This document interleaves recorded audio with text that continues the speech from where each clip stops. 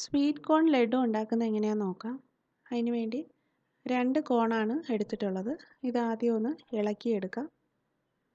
ഈ ലഡുവിന് വേണ്ടിയിട്ട് 3 table spoon നെയ്യ്, 1/2 കപ്പ് പഞ്ചസാര, 1/2 ടീസ്പൂൺ ഏലക്കാപ്പൊടി, കുറച്ച് അണ്ടിപ്പരിപ്പ് നുറുക്കിയതുമാണ് ചേർക്കുന്നത്.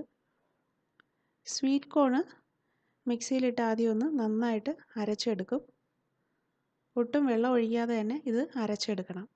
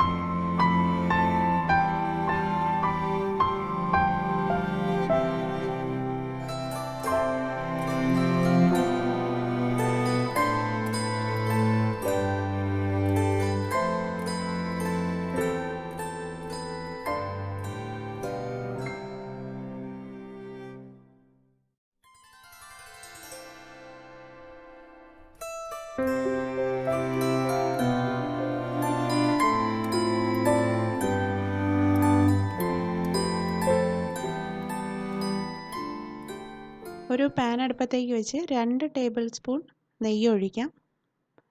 നെയ്യ് നന്നായിട്ട് ചൂടായതിന് ശേഷം നുറുക്കി വെച്ചിരിക്കുന്ന അണ്ടിപ്പരിപ്പ് ചേർത്ത് ഒരു ഗോൾഡൻ കളറാവുന്നത് വരെ ഫ്ലെയിം കുറച്ച് വെച്ച് നന്നായിട്ടൊന്ന് വറുത്തെടുക്കാം. ഇത് വറുത്തെടുത്ത് മാറ്റി വെച്ചതിന് ശേഷം ഇതേ നെയ്യിൽ തന്നെ അരച്ചെടുത്ത് വെച്ചിരിക്കുന്ന സ്വീറ്റ് കോൺ ചേർത്ത് ആ ഒരു പച്ചച്ചുവ മാറുന്നത് വരെ ഫ്ലെയിം നന്നായിട്ട് കുറച്ച് വെച്ചൊന്ന് വഴറ്റിയെടുക്കണം. ഗോൾഡൻ കളറായിട്ടുണ്ട്. ഇത് വേറൊരു പാത്രത്തിലേക്ക് മാറ്റി വയ്ക്കാം. അതേ നെയ്യിൽ തന്നെ അരച്ചെടുത്ത സ്വീറ്റ് കോൺ ചേർത്ത് പച്ചച്ചുവ മാറുന്നത് വരെ ഫ്ലെയിം നന്നായിട്ട് കുറച്ച് വെച്ച് വേണം ഇത് വഴറ്റിയെടുക്കാൻ.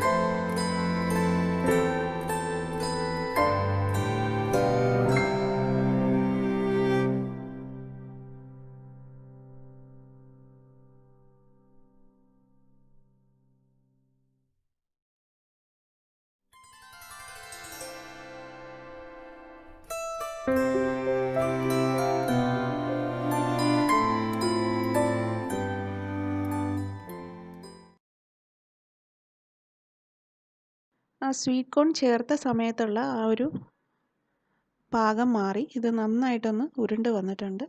ഇതിലേക്ക് 1/2 കപ്പ് പഞ്ചസാര ചേർത്ത് കൊടുക്കാം. ആ സ്വീറ്റ് കോണിൻ്റെ പച്ച ചുവയൊക്കെ നന്നായിട്ട് മാറി കിട്ടിയിട്ടുണ്ട്. ഇത് ഫ്ലെയിം നന്നായിട്ട് കുറച്ച് വെച്ച് വേണം ഇത് ചെയ്തെടുക്കാൻ. പഞ്ചസാര ചേർക്കുമ്പോൾ കുറച്ചുകൂടെ ഒന്ന് ലൂസായി കിട്ടും. ഇത് വീണ്ടും ഒന്ന് കുറുകി വരണം.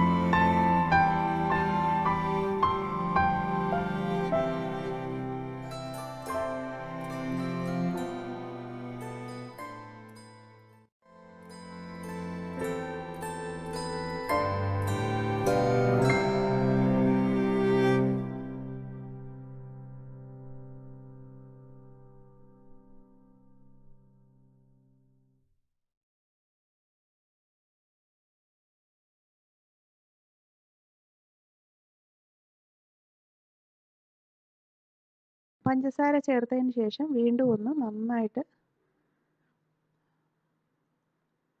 കുറുകി വന്നിട്ടുണ്ട്.